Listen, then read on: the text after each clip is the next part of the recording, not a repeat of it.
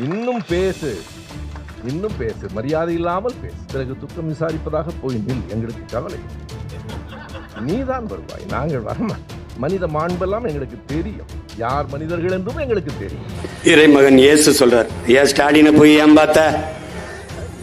நான் என்ன செய்யணுங்கிறது எல்லாரையும் எனக்கு எழுதி விடுறான். ஆஹா, பல்லு 8 மணிக்கு விளக்கணும், விளக்கூடாது. ஆஹா, அந்த சட்டை போடாத, இந்த சட்டை போடு. ஏன் நீ வெள்ளை சட்டையை போடுற? இது எல்லாம் என்னடா கடன் வாங்கி மூளைங்கிறது எனக்கு இருக்குது. எனக்கு இவன் கடன் வாங்கி வேலை செய்யறவனுக்கு நான் ஸ்ட்ராட்டஜிஸ்ட் வச்சுட்டு வேலை செய்யறான்லடா. நான் எனக்கு இருக்கிற சிந்தனைக்கே வேலை செய்ய ஆள் இல்லை, கூட்டம் இல்லை.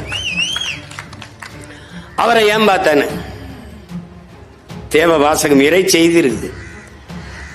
விருந்தில் நல்விருந்தில் நீ பங்கேற்கலைனாலும் துயரத்தில் பங்கேறுங்குது. ஒருத்தர் துன்பத்தில் போய் பங்கேற்றுங்குது. இது ஏன்? துயரத்தில் பங்கேற்கும் போது இதேபோல் துயரம், இதேபோல் துயரத்தை, இதேபோல் துயரம் நமக்கும் நடக்கும், இதேபோல் துயரத்தை நாமும் கடக்க வேண்டும் என்பதை அது படிப்பிக்குங்கிறார் இறைமகன் இயேசு. உனக்கு புரியுதுன்னு நினைக்கிறேன்.